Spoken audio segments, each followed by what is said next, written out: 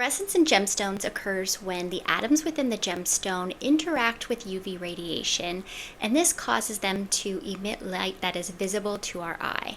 UV radiation is actually all around us, but of course we are exposed most to it when we're in sunlight as well as fluorescent lighting. We find fluorescence in around 35% of diamonds, and the most common color is blue, various shades of blue, but they can also fluoresce white, yellow, and sometimes even orange or green. While it is not uncommon for gem dealers and jewelers to tell you that fluorescence in diamonds should always be avoided, the truth is this isn't really true, and there are even some times when fluorescence is going to have a very positive effect on your stone.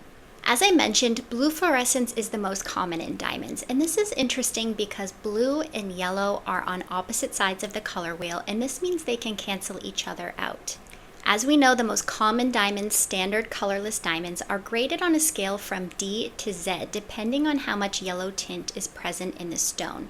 The yellow tint is caused by trace amounts of nitrogen. What you might not know is that they say the human eye that is untrained is only really going to start to see that yellow tint in a diamond starting with the M grade and beyond that. Of course, it's different for everyone, and some people do even like a warm tone in their diamond. But if you do have a diamond that has a yellow tint to it, but maybe you like everything else about it, or maybe the price is right, if that diamond does have blue fluorescence, it can be very positive because under UV radiation, that blue fluorescence is really going to help take that effect of the yellow tint away, and it's going to make the diamond look lighter and brighter and more colorless. What you really have to keep in mind with fluorescence is that it can have all different levels of strengths. So again, this is something you kind of have to see in person, see what you think when you look at it with your eye. Everyone is going to have a different perception. And yes, for diamonds that have very strong fluorescence, you're going to see those effects even when you're not out in the sunlight. As I said, UV radiation is actually all around us, so it's really going to depend on how fluorescent the diamond really is. There can definitely be some negative effects. So for example, if the diamond does have extremely strong fluorescence, and maybe it's even a white or a yellow fluorescence, it can definitely make the diamond look more cloudy, and some jewelers will even say it gives it an oily appearance. Overall, it's definitely something that you're going to want to consider when you're shopping for diamonds, but I would say it's definitely not as much of an issue as what I hear a lot of things spoken about fluorescence. It's definitely up to your kind of personal interpretation and sometimes even your taste level. Some people think it's a really interesting effect and they like it, or they just don't mind it at all. And I've even seen some jewelry designers use fluorescence in an interesting way where they will arrange the pattern of, let's say, a diamond tennis bracelet or necklace to have the fluorescence kind of appear in an interesting way, and or even with various colors. So when you are shopping for diamond jewelry, and especially if you're shopping for a loose diamond, let's say for an engagement ring, fluorescence is definitely something that you do want to inquire about if it's not information that's being offered up. You may even want to go to an appointment with your own UV light, which you can get off of Amazon, and that way you can see the amount and or the color of fluorescence that might be present.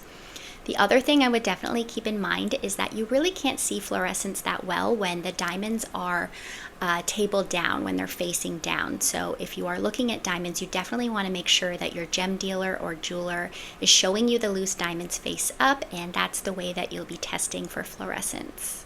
Best case scenario could be that your diamond dealer may even mark down a certain stone because it has fluorescence and they think it has a negative effect, but for you, you actually don't mind it or you even prefer it, and so you could end up getting a stone for a great price because of it. Another helpful thing to know is that GIA laboratory diamond grading reports do list fluorescence, and it will be on the report and it will tell with the diamond what amount of fluorescence it does have. So it'll either be listed as none, faint, medium, strong, or very strong.